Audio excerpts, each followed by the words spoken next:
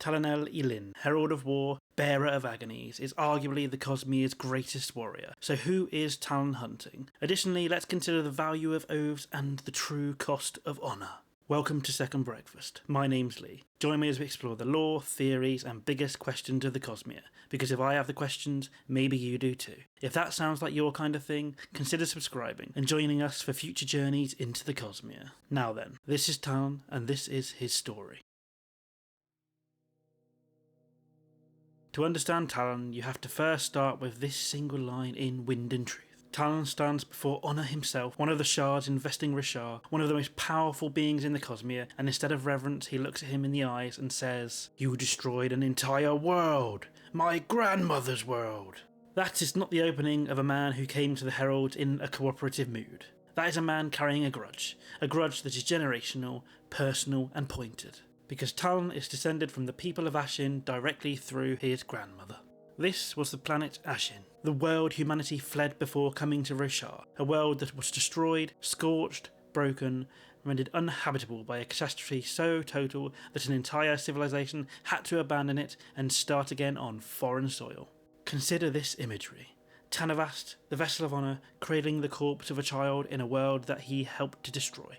And similarly, while Cultivation's own involvement is unknown, we know from Roshar that she is typically more subtle in her actions. And other Cosmere theorists suggest that Cultivation has previously invested Ashyn based on the Silence Divine, an unpublished Sanderson novel, whereby a small civilization of Ashyn remained and kept themselves alive through disease-based magic whereby power is granted after becoming sick. A boon and a curse. It certainly sounds like the Cultivation we know. And it would certainly lead credence to the idea that Cultivation was actively involved in Ashyn together with Honour. And so Talon obviously blames Honour. He says it directly to his face without flinching. And in Wind and Truth, Jezrien, the Herald of Kings himself, speaks plainly. Talon didn't just blame Honour, he went after Cultivation too. His soul is warped, Jezrien says, from his attempt to kill Cultivation. This from the mouth of a herald. And so Talon, before the Oathpact and the Desolations, attempted to assassinate Cultivation, one of the three gods of Roshar.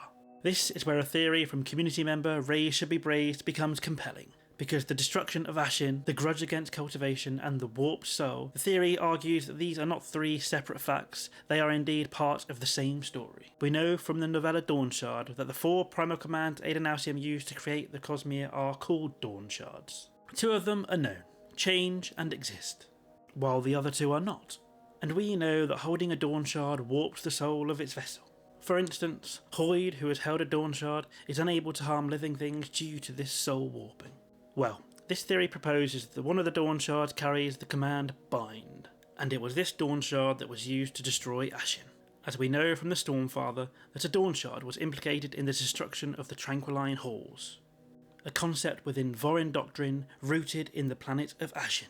The textual evidence comes from the Ars Arcanum in Rhythm of War, and suggests that the Surge of Cohesion, in combination with the Bind Dawnshard, altered the Axii in such a way that caused an unstoppable chain reaction not unlike nuclear fission. Explosive mistakes from Honour and a Bind Dawnshard used alongside the Surge of Cohesion could split the binding forces of matter apart, catastrophically and irreversibly. The theory holds that something exactly like this happened on Ashyn, the Cosmere equivalent of splitting the atom, a chain reaction that a world did not survive. An issue itself Oppenheimer was worried about in real-world events during the Manhattan Project.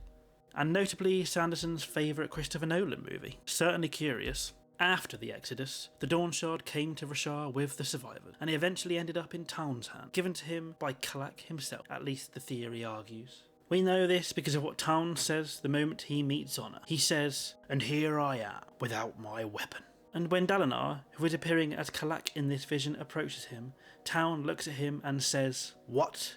Still frustrated I lost the weapon you gave me, Kalak?" A weapon given to him by a herald and subsequently lost.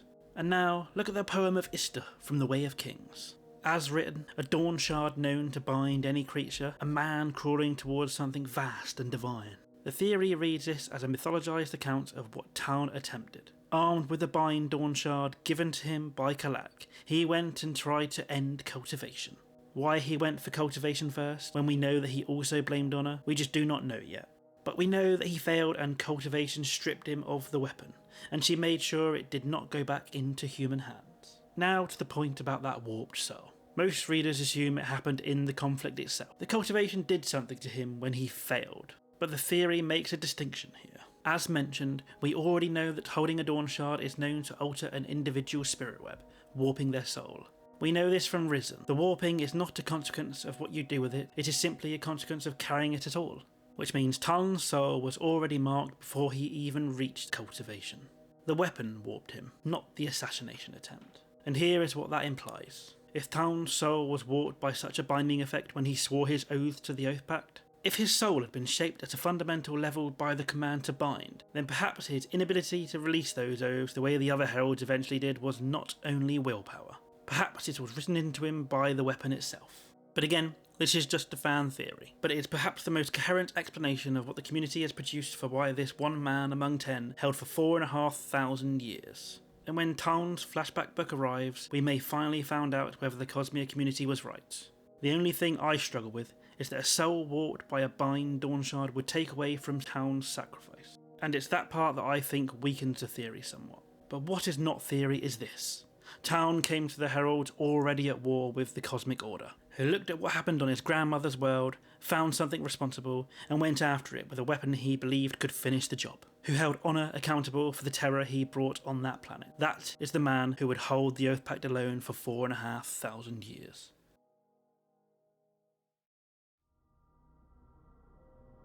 The Oathpact was in theory a solution. The fused, the ancient enemy's warriors, spirits of dead singers bound to Odium, could not be killed permanently. They returned, and each time humanity killed them, they immediately found another singer body to inhabit. The Desolations were, by definition, endless. Humanity could not win. They could only survive until the next one. The Oathpact changed that. 10 heralds bound themselves to a cycle. When they died on Rishar, they went to Braize. Braize acted as a prison for the fused, but the herald would be tortured there. Their presence on Braize suppressed the fused and kept them contained. The Desolations could not restart until one of the heralds broke under the torture and returned to Rishar. And when one herald broke, all of them returned to Rishar together. The longer the heralds hold on, the longer the peace. And so begins Taln's function as Herald of War. Between Desolations he trained armies, he passed on knowledge and taught military strategy to a humanity that kept dying and forgetting. He was dependable and resourceful, critical to humanity's military strength. He was the Herald's anchor during these battles. His Honor Blade, the weapon granted directly by Honor, granted him access to the Surge's tension and cohesion, without requiring oaths or spren. Every time he returned ready. Every time humanity needed rebuilding, he helped rebuild it. But across the Desolations, dozens of them, something else was happening. Each time other heralds were breaking. In Braize and under torture, one by one across centuries, the time between Desolations shortened. Because the heralds couldn't hold as long as they once had as a result of the mental anguish they all endured over millennia. The anguish accumulated, and the trips to Braize grew harder and harder. The psychological damage, the crushing, repeated exposure to an unimaginable suffering began to show. Look at the herald we meet in the series. Nail, rigidly enforcing a law that he'd lost the context for, hunting down Radiance out of a compulsive need for order that has developed into something unrecognisable. Ishar, who by the time we reach him has become a genuine monster, conducting grotesque experiments on Spren, barely coherent. And Jezreel, drinking himself to death in the streets of Kholinar. Ash, destroying every image of herself she can find, unable to look at who she was. These are people who endured something that the human mind was not built for, and they fractured under it. But Taln, bearer of Agonies, did not fracture, not during the Oathpact, and the relationships he maintained with the other heralds during this period matter, because they make what comes next all the more devastating. Taln kept going anyway, not out of ignorance, out of a choice, renewed every single time he returned to Braize, to keep his word. That is the machine of honour, and Taln kept it running, cycle after cycle, while everyone around him began to fall apart. But now let's look at the final desolation, and the cost of honour and oaths. At the end of what would become known as the last desolation, 9 of the 10 heralds stood together on a battlefield. They had won, or something close enough to winning that they could stop. The enemy was as defeated as could be hoped for, and the 9 heralds looked at each other, and the road back to Braize, and made a decision. They were done with the Oathpact. And so they abandoned Taln, left their honour blades driven point first into the stone, a symbolic severing of their oaths, and disappeared into Rishar to try to live whatever remained of their lives. And of course, the 10th sword was missing from the ring, because Taln was not there. He had died holding a passage by the Northern Waterway, a hopeless defensive position, bought with his life so that others could survive. He was already back in Braize, already suffering. Those 9 heralds left him there alone to bear the full weight of it, just one man in a place of torture and anguish for 4,500 years. Think about that number. The entire span of recorded human history of our world is roughly 5,000 years, and Taln was left in Braize being tortured for nearly that long, and he held strong. Now here is where I want to complicate the picture, because Stormlight Archive has repeatedly touched on a key theme. What is the cost of honour and oaths? Taln's story is the centrepiece of it. Now let's go forward to the false desolation. 2,000 years before the main series, a war was fought without the Fused. A unique, strange conflict driven by Ba-Ado-Mishram, who had connected herself to all singer kind and was supplying them with forms of power. Eventually, humans and singers were brought together, and Ba-Ado-Mishram sought a truce.